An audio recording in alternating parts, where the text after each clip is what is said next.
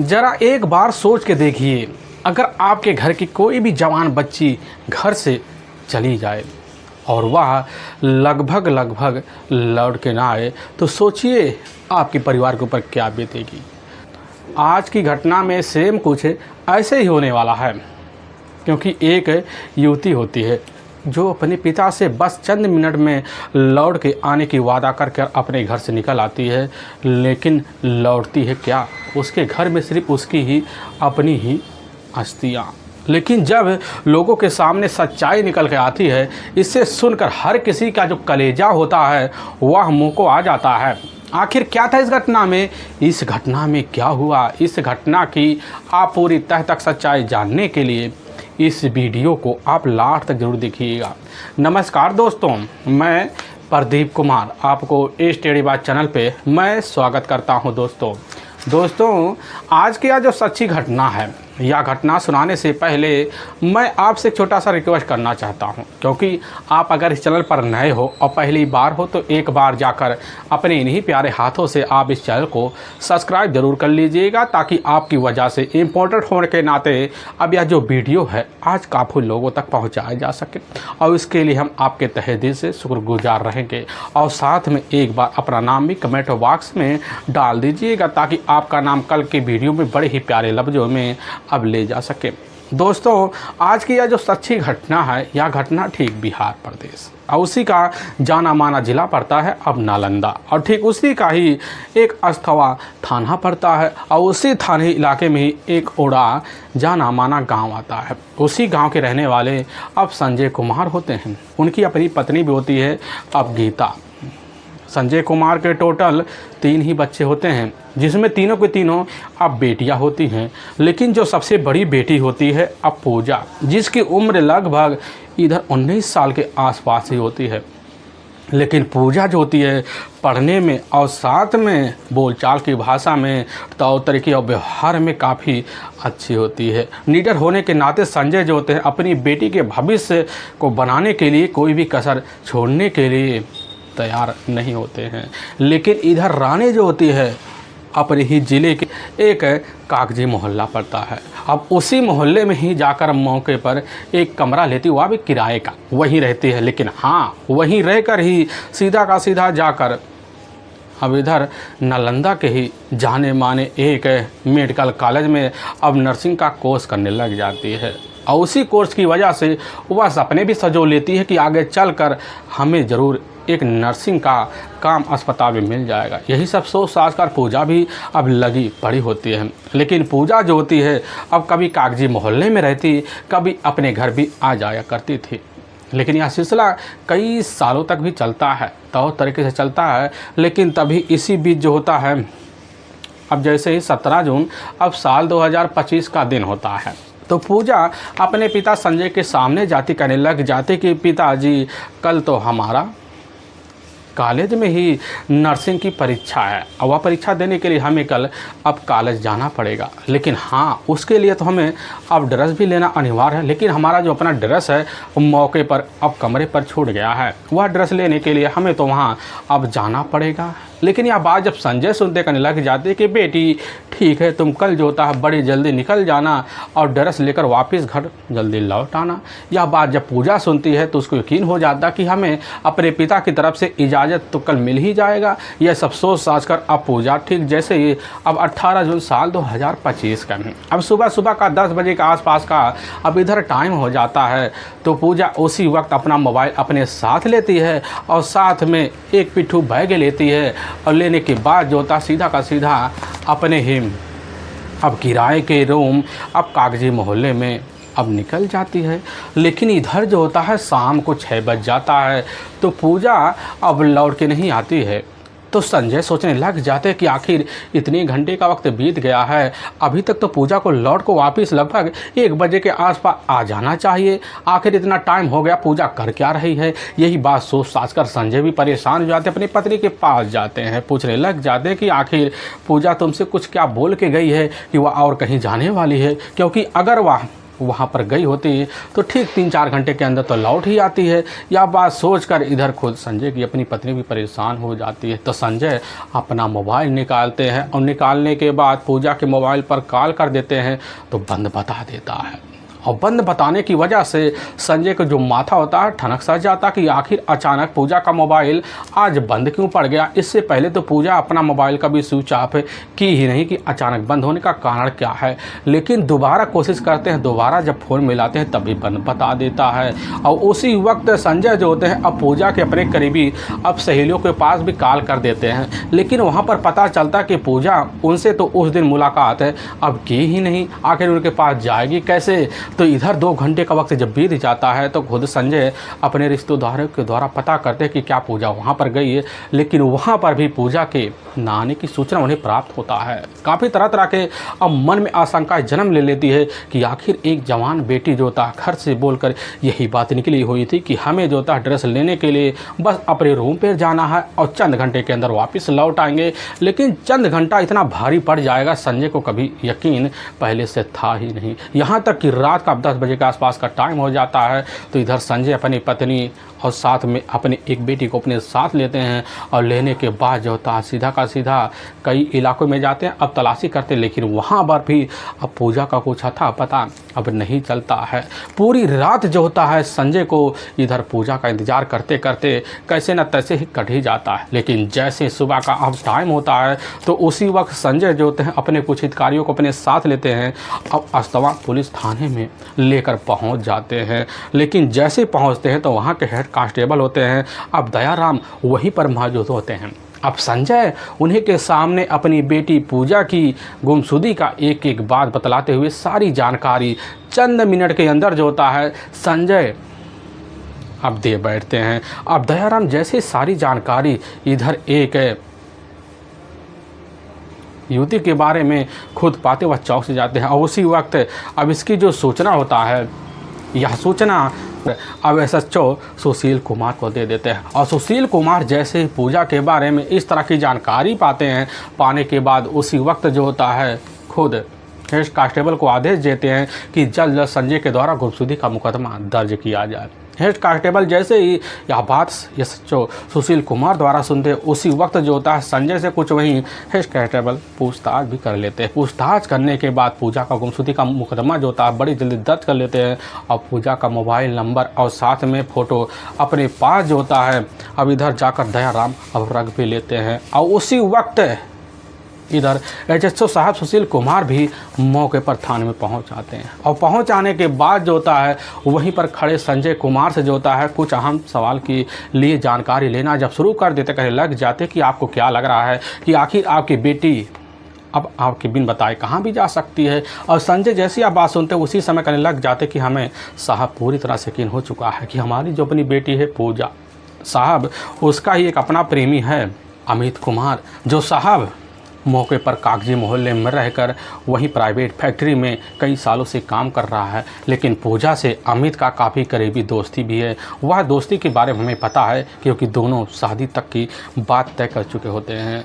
हमें शंका हो चुका है कि अमित ने ही मिलकर हमारी बेटी के साथ कुछ अनहोनी जरूर किया है। और पुलिस की टीम के सामने खड़े खुद SHO साहब सुशील कुमार जब यह बात सुनने के बाद उसी समय जो होता है अब शंका जाहिर करते हुए अमित के ऊपर शंका मुकदमा भी दर्ज कर लेते हैं। और सबसे पहले पुलिस की जो टीम होती है इधर पूजा के मोबाइल नंबर का पूरा CDR डिटेल और साथ में अब लाट लोकेशन भी निकालती है। और जब पूजा के मोबाइल नंबर का CDR डिटेल निकाला जाता है तो पता चलता है कि पूजा के मोबाइल नंबर पर एक अनजान नंबर दिखाई देता है। अब जो अनजान नंबर 17 जून साल 2025 को ही लगभग दोपहर के 2 बजे के आसपास 1 मिनट और फिर 10 मिनट बाद फिर 2 मिनट और फिर ऐसे लगभग दिन भर में 8 कॉल जो होता है उस पूजा के नंबर पर किए गए होते। पुलिस की टीम जब उस नंबर के बारे में जानकारी लेती है और पता चलता हुआ जो नंबर होता है ठीक अमित कुमार का होता है। लेकिन ठीक है 18 जून को भी वह नंबर पूजा के मोबाइल पर मौके पर एक्टिवेट होता है। और जब पुलिस की टीम पूजा के मोबाइल नंबर का लास्ट लोकेशन देखती है तो पता चलता पूजा के मोबाइल नंबर का लास्ट लोकेशन जो होता है इधर 18 जून साल 2025 को ही अब कागजी मोहल्ले में ही जाकर मौके पर अमित के साथ एक्टिवेट होते हुए अब दिखा रहा होता, लेकिन वहां पहुंचने के कुछ मिनट के बाद पूजा का मोबाइल अचानक बंद हो जाता है, जिसकी वजह से पुलिस का जो शंका होता है अब अमित कुमार के ऊपर टिक जाता है। और इसीलिए पुलिस की जो टीम होती है अपने दल बल टीम को लेती है और कागजी मोहल्ले में बेधड़क पहुंच जाती है। और इधर अमित जो होता है अपने ही रूम पर ही मौके पर चारपाई पर बैठकर खर्राटे ले ही रहा होता। पुलिस की टीम पहुंचती है, वहीं से उसको कस्टडी में लेती है और लेकर जब थाने पहुंच जाती है तो पुलिस के सामने जो होता है इधर खुद जो अमित खड़ा होता है उसका जो चेहरा होता है पूरी तरह से एक तोते की तरह दिखाई देता है। लेकिन कोई भी जो होता है वहाँ पर खड़े होने की जो हिम्मत होता है अमित के सामने अपने जवाब में तब्दील करा ही देता है, जिसकी वजह से अमित पुलिस के सामने बड़ी जल्दी अटूट जाता है। लेकिन पुलिस के सामने जैसे ही कहने लग जाता कि साहब असल में पूजा इस दुनिया में ठीक जो होता है 18 जून के बाद ही है ही नहीं। और पुलिस की टीम बाद जब सुनती चौंक जाती है और उसी वक्त इसकी जो सूचना होता है पूजा के पिता को दिया जाता है। पूजा के पिता जैसे खबर पाते थाने में पहुंचते हैं और पुलिस की टीम अमित और पूजा के पिता संजय को अपने साथ लेती है।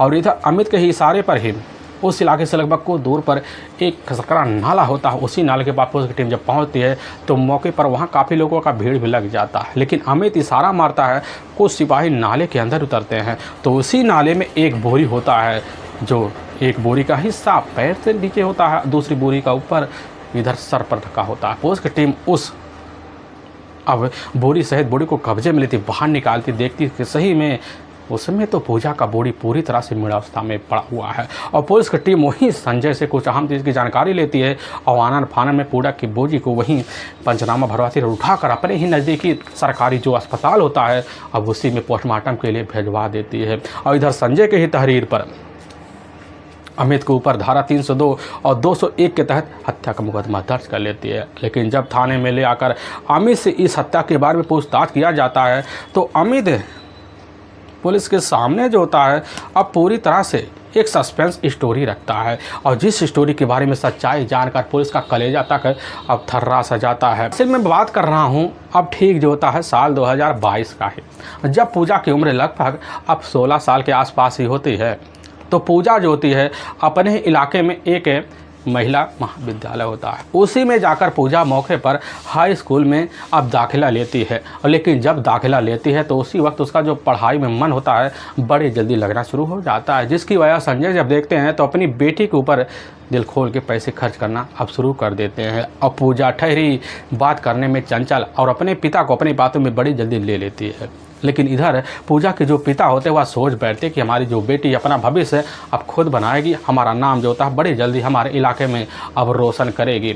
लेकिन पूजा जिस स्कूल में मौके पर हाई स्कूल की परीक्षा के लिए तैयारी करने के लिए दाखिला ले बैठी थी, लेकिन उसी स्कूल में एक सीनियर युवक होता है अमित कुमार, जो मौके पर उसी स्कूल में अब इंटर की पढ़ाई कर रहा होता है।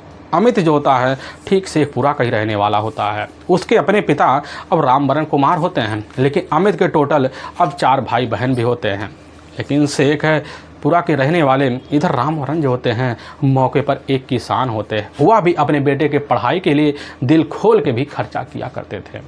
लेकिन इधर जो होता है अमित जैसे ही पहली नज़र में उसी स्कूल में अब पूजा को देखता, देखने के बाद खूबसूरती का बड़ी जल्दी दीवाना सा हो जाता है, क्योंकि दोनों का जो रास्ता होता है आने जाने का एक होता है। आने जाने के बीच जो होता है अब पूजा के मन को अमित बड़ी जल्दी भा जाता। अमित कैसे न तैसे कर कर अब पूजा से ही मोबाइल नंबर ले लेता है और पूजा से ही लेने के बाद मोबाइल नंबर पूजा से आए दिन बात करना शुरू कर देता। और बड़ी जल्दी पूजा जो होती है अपने दिल के लिए अपना जो रास्ता होता है 16 साल की उम्र में खोल देती है, क्योंकि उस समय अमित का जो उम्र होता है लगभग 19 साल के आसपास होता है। दोनों एक ही अवस्था में पहुंचने की वजह से दोनों दूरियां बड़ी जल्दी करीब आ जाती है। दोनों के बीच प्रेम प्रसंग चालू हो जाता है और प्रेम प्रसंग जो सिलसिला होता है अब यह बेधड़क चलता है, जिसके बाद दोनों के बीच अब रिश्ते भी पनप जाते हैं। अब यह सिलसिला लगभग चलते चलते अब 3 सालों का जो वक्त होता है बड़ी जल्दी निकल जाता है। अब लेकिन इनके प्रेम संबंध के जो चर्चे होते हैं पूरे कॉलेज में पूरी तरह से गूंजना शुरू हो जाते हैं, क्योंकि उस समय अमित जो होता है पढ़ाई धड़ाई छोड़ छाड़ कर और मौके पर जाकर अपने पिता के अब रामवरण के साथ खत गृहस्थी में उलझ जाता है। लेकिन वह भी सोच लेता है कि अपना भविष्य तो हमें बनाना है, जिसकी वजह से आगे की पढ़ाई जारी करने के लिए मौके पर बीए का ही अब कोर्स करने लग जाता है। लेकिन दूसरी तरफ पूजा जो होती है अब इंटरमीडिएट में भी मौके पर परीक्षा के लिए तैयारी करना शुरू कर देती है। लेकिन दोनों को प्रेम संबंध के जो चर्चे होते हैं धीरे धीरे जाकर अब इधर जाकर संजय के कान पहुंच जाता और जैसे सुनते हैं वह चौंक जाते हैं और अपनी बेटी को अपने पास बुलाते हैं। यहाँ तक कि अपनी पत्नी को भी संजय अब डांट फटकार लगा देते, जिसकी वजह से अब पूजा के ऊपर वहीं पहरा लगा दिया जाता है और पूजा का मौके पर अब पढ़ाई धड़ाई वहाँ पर ठप करवा दिया जाता है। और इधर अमित जो होता है पूजा से मिलने के लिए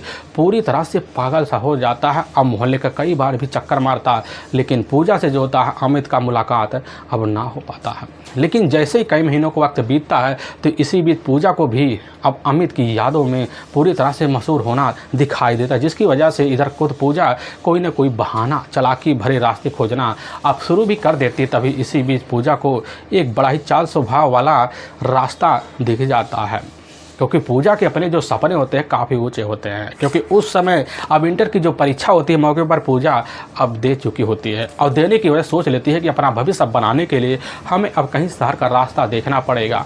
और तभी पूजा खुद अपने पिता के सामने जाती है और अपनी चाल वाली एक जुआ वाली बात फेंक देती, कहने लगे कि पिताजी अब हम जो होता है अपने ही ज़िले में जाएंगे और एक मेडिकल कॉलेज में दाखिला लेंगे और वहाँ रहकर नर्स की पढ़ाई करेंगे। और इधर संजय अपनी बेटी की बात सुनते बड़े खुश हो जाते हैं, क्योंकि अपनी बेटी के भविष्य को लेकर उनको बड़ी पहले से चिंता थी। लेकिन वहीं पूजा भी कह देती कि पिताजी हमारा तो हम ही से कई महीनों से पहले करीबी अभी ख़त्म हो चुके, बोलना चालना भी बंद हो चुका, हमने उससे दूरी भी बना लिया है। अब इस तरह की बात सुनकर संजय जो इजाज़त दे देते हैं और पूजा जो होती है अब जाकर ठीक कागजी कॉलोनी में आती है। वहीं पर एक जो होता है किराए का कमरा लेती है और वहीं पर रहना अब शुरू कर देते हैं। लेकिन उससे पहले जो होता अमित वहाँ पर तो एक कमरे का किराया लेकर रह ही रहा होता है और वहीं पास एक फैक्ट्री होता है, उसी में जाकर अब मौके पर नौकरी करता है। और पूजा का यही चाल जो होता है बड़ी जल्दी कामयाब हो जाता है, क्योंकि पूजा को भी इधर पूरी तरह से अमित से मिलने के लिए बेकरारी बढ़ी हुई थी। और जैसे ही इधर मौका पाती पूजा जाती है, ठीक जो होता है अमित के ही बगल वही कमरा लेती, वहीं पर रहने लग जाती है और वहीं से जो होता रहकर अब वहीं मेडिकल में दाखिला लेती है और नर्स की पढ़ाई करना अब शुरू कर देती है। लेकिन इधर दोनों का चोरी छुपी मुलाकात जो होता है अब वहीं चालू हो जाता है। बेधड़क दोनों एक दूसरे से मुलाकात करने के लिए खुला माहौल पा जाते हैं। लेकिन संजय को पूरी तरह से अपनी बेटी की इधर बातों पर यकीन होता है। अब दिल तोड़ के भरोसा ना तोड़ना भी इधर पूजा जानती थी और जिस वजह से पूजा बेधड़क अपनी ज़िंदगी वहाँ तो गुजारती है।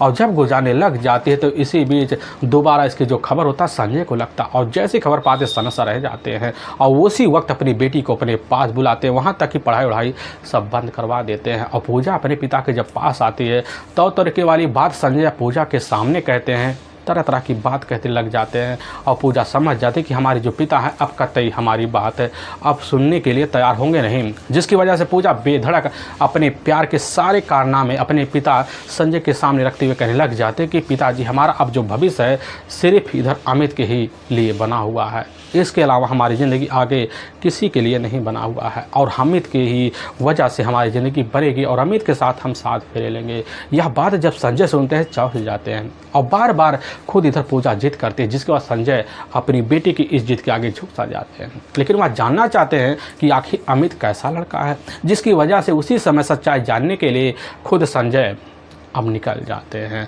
और अमित के बारे में जब काफ़ी लोगों से पता करते हैं तुरंत उनके पैरों से ज़मीन खिसक जाती है। पता चलता अमित जो होता है बड़ा ही रंगीला किस्म का लड़का है, काफ़ी युवतियों के साथ उसका प्रेम संबंध है, यहाँ तक कि एक कंचन नाम की युवती होती है उसके साथ भी ठीक हमारी बेटी की तरह प्रेम प्रसंग थे।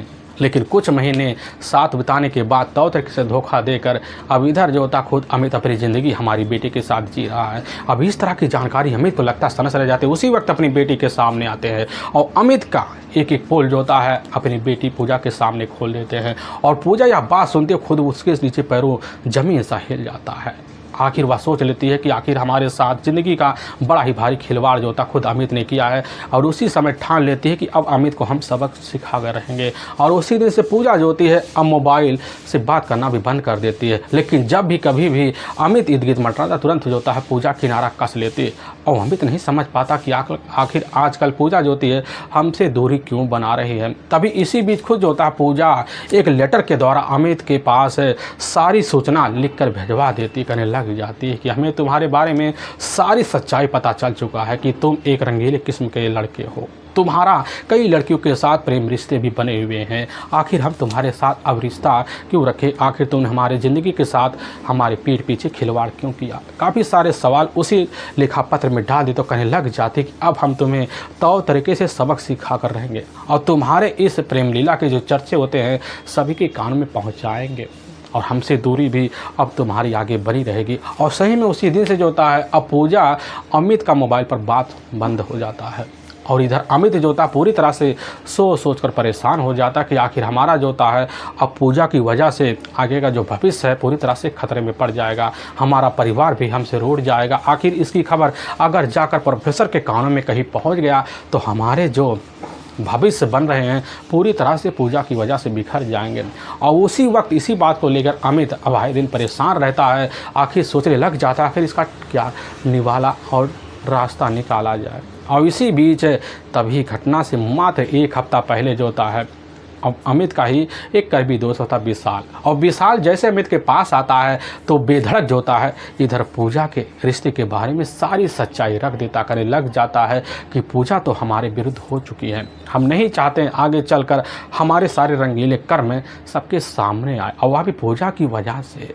और विशाल भी इधर खुद अमित की बात समझ जाता है क्योंकि विशाल अमित का काफ़ी करीबी और जिगरी यार होता है।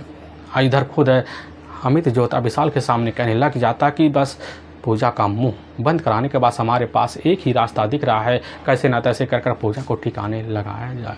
और विशाल ये भी बात सुनता कहने लग जाता है कि आखिर तुम्हारा और पूजा का जो होता है बोल चाल तो लगभग महीनों से बंद है। आखिर तुम्हारी मुलाकात अब दोबारा कैसे हो पाएगी? और जैसे ही अमित यह बात सुनता कहने लग जाता है इसके लिए हमें कोई ना कोई अब रास्ता तो अब निकालना पड़ेगा। लेकिन इधर जो होता है रास्ता निकालने के लिए अमित भी लग जाता है। और तभी घटना से मात्र अब 4 दिन पहले यानी कि जैसे ही वही 12 जून साल 2025 का दिन होता है अमित जो होता है पूजा के मोबाइल पर कॉल करता है और 2 मिनट कॉल करता है। लेकिन पूजा जो होती है अब मोबाइल को देखती है नंबर में और तुरंत समझ जाती है कि यह तो कॉल जो होता है अमित का है, लेकिन रिसीव नहीं करती है। लेकिन दोबारा 10 मिनट बाद इधर अमित फिर कॉल करता है, दोबारा फिर रिसीव नहीं करती है। लेकिन ऐसे कॉल जो होता है अमित लगभग 8 से 10 बार कर लेता है। लेकिन पूजा जो नंबर को देखती है समझ जाती है कि आज अमित के पास कुछ अर्जेंट काम आन पड़ा है। अब पूजा उसी वक्त लगभग शाम को 8 बजे के आसपास रिसीव कर लेती है और जैसे ही कान पे लगाती है तो अमित उसी वक्त अपनी मीठी मीठी आवाज़ में पूजा से बात करना अब शुरू कर देता। कहने लग जाता है कि पूजा हमसे बहुत बड़ी गलती हो गई। हम नहीं चाहते कि हमारी ज़िंदगी अब तुम्हारे एक जुबान की वजह से अब बर्बाद हो। हमारी ज़िंदगी में काफ़ी सारे सुधार तुम्हारी वजह से हुए हैं। अब इस तरह की बात जब पूजा के सामने अमित फेंकता है तो बड़ी जल्दी अमित का दिल इधर पूजा के दिल को भांप लेती है, जिसकी वजह से पूजा अमित के दिल की बात को सुनकर पसीज जाती है और वहीं अमित की बातों में आ जाती, करने लग जाती क्या करे, हमारे पिता हमारे खिलाफ है और वह नहीं चाहते कि हमारा रिश्ता अब आगे चलकर तुम्हारे साथ बने। और यह बात जब अमित सुनता भरोसा कर लेता है और करने लग जाते कि पूजा बस आखिरी बार हम तुमसे मुलाकात करना चाहते हैं। लेकिन वहीं पूजा कह देती है कि आखिर हमारे ऊपर तो हमारे पिता और माता का बड़ी पाबंदी लगा हुआ है और घर से निकल पाना काफ़ी मुश्किल सा दिख रहा है। लेकिन इधर पूजा जो होती है तौर तरीके वाली जब बात करती है तो अमित भरोसा दिलाते हुए कहने लग जाता कि मौका तो निकालना पड़ेगा, क्योंकि आखिरी मुलाकात है। इस मुलाकात के बाद तुम्हारी मुलाकात तुम्हारे इलाके में तो बंद हो जाएगा। यह बात जब पूजा सुनती है उसकी खुशी को ठिकाना नहीं रहता, करने लग जाती कि ठीक है इसके बारे में हम पिता से हम जल्द बात करेंगे। लेकिन जैसे ही अब 17 जून साल 2025 का दिन होता है तो पूजा अपने पिता के सामने आती है और एक झूठ बड़ी बोल जाती, कहने लग जाते कि पिताजी हमारा कल यानी कि 18 जून साल 2025 को ही अब मेडिकल कॉलेज में नर्स की परीक्षा है, उसी परीक्षा को देने को हमें जाना है। लेकिन हमारे जो ड्रेस हैं मौके पर हमारे रूम पर रह गए हैं, उसी ड्रेस को लेने के लिए कल जाना पड़ेगा।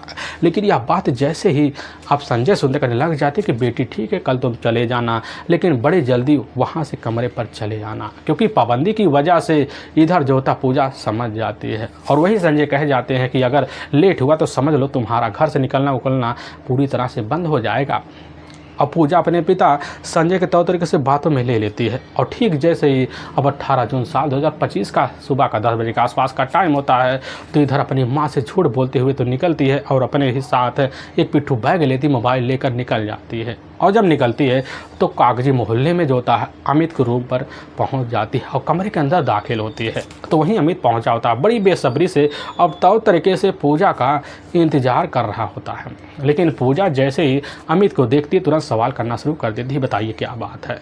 लेकिन अमित जो होता वही कहने लग जाता कि आखिर क्यों हमारी ज़िंदगी उजाड़ने पर अब तुली हुई हो, क्योंकि हम पहले से ज़्यादा सुधार में आ चुके हैं, वह भी तुम्हारी वजह से। लेकिन पूजा कहने लग जाती क्या करें, हम तो तुम्हारे लिए पहले से ही पागल हुए पड़े होते हैं, लेकिन इस तरह की सच्चाई आखिर छुपाना तुम्हारे लिए क्यों ज़रूरी था। पहले सच्चाई अगर बतला देते तो हो सकता है रिश्ता आगे चलकर बढ़िया चलता, लेकिन यह पिता के सामने आया तो इसकी वजह से पूरी ज़िंदगी हमारी तबाह हो रही है। हम नहीं चाहते हैं। लेकिन इधर जो होता अमित कैसे ना तैसे कर पूजा के अपनी बातों में लेते कहने लग जाते हैं कि पूजा चलो हम दोनों मिलकर शादी तक की समय निकालें। लेकिन पूजा यह बात सुनते इनकार कर जाती है। अब इसी बात को लेकर दोनों के बीच थोड़े बहुत सिलसिले वहीं चलते हैं। लेकिन उसी वक्त जैसे कुछ घंटे का वक्त बीतने का हो जाता है तो पूजा कह देती है कि शाम होने वाला है, हमें जल्द चलना पड़ेगा, नहीं तो हमारे पिता हमारे खिलाफ हो जाएंगे, समझ जाएंगे। और वहीं पर अमित भी समझ जाता है कि पूजा अब जाने वाली। लेकिन पूजा जैसे पास रखी गिलास उठाने के लिए झुकती है तो उसी वक्त अमित जो होता है नीचे झुकता है, वहाँ से एक चापड़ लेता है और उड़ता उसी चापड़ से बेरहम तरीके से पूजा का क्या कर देता है और गला और धड़ दोनों अलग हो जाते हैं। और लेकिन जैसे कुछ मिनट बाद इधर अमित खड़ा होता है तो देखता है कि पूजा पूरी तरह से मृत की शैया में सो चुकी है और नहीं समझ पाता।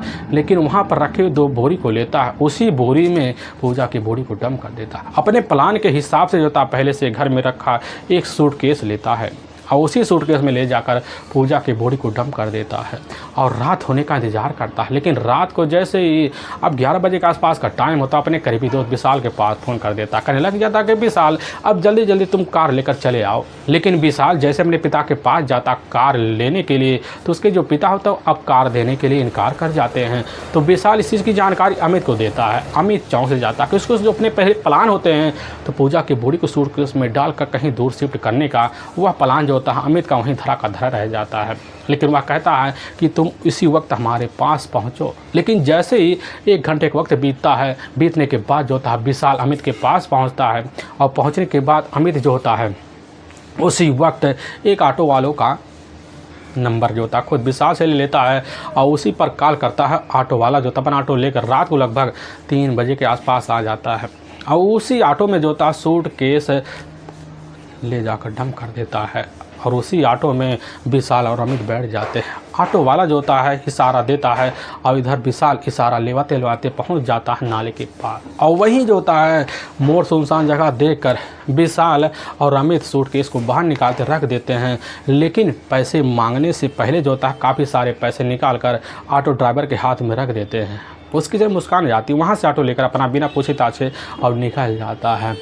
और ऑटो निकल जाने के बाद विशाल और अमित जो होते हैं सूटकेस लेते हैं और वहाँ दूर ले जाते हैं और उसी सूटकेस में से बोरी सही जो होता है डेड बॉडी को दोनों बाहर लेते हैं और लेने के बाद वहाँ से कुछ दूर पर ले जाते हैं, एक गहरे नाले में ले जाकर बोरी सहित बॉडी को डंप कर देते हैं और सूटकेस ले जाकर वहाँ से कुछ दूर एक झाड़ी में डंप कर देते हैं।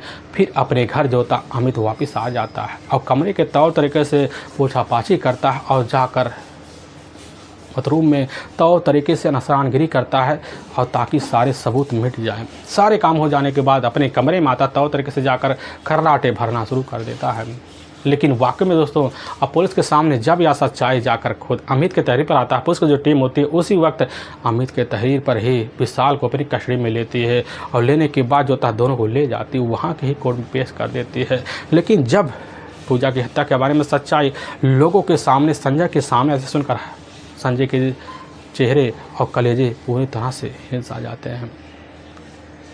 अब उसकी जो टीम होती है दोनों को अपने कस्टडी में ले जाकर वहाँ के ही जब न्यायालय में पेश करते न्यायालय में दोनों को ऊपर काफ़ी गंभीर मुकदमा दर्ज करके ले जाकर हमेशा हमेशा के लिए जेल सलाखों के पीछे डाल दिया जाता है। दोस्तों हमें इस घटना का सुनाने का जो उद्देश्य है किसी के दिल को ठेस पहुंचाना नहीं है, बल्कि आपको यह बताना है कि आप जहां भी रहें आप सावधान और सतर्क जरूर रहें। दोस्तों हमारे कुछ ऐसे व्यूअर हैं जो हमारी वीडियो को लगातार वॉच कर रहे हैं, जिसमें बड़े ही प्यारे व्यूअर होते हैं। अब इधर कुशवाहा दीपक जो मध्य प्रदेश उज्जैन के रहने वाले हैं और साथ में राम सिंह उत्तर प्रदेश आजमगढ़ के रहने वाले हैं और दूसरी तरफ है दिनकर सिंह जो उत्तर प्रदेश आजमगढ़ के रहने वाले हैं। और फिर इधर एक जाने माने बीवर हमारे और हैं शिवानी कुमारी, जो उत्तराखंड नैनीताल के रहने वाले हैं। इन सभी बीवर का हम तहे दिल से शुक्रगुजार रहेंगे और फिर मिलेंगे एक नई वीडियो के साथ। तब तक के लिए जय हिंद और जय भारत।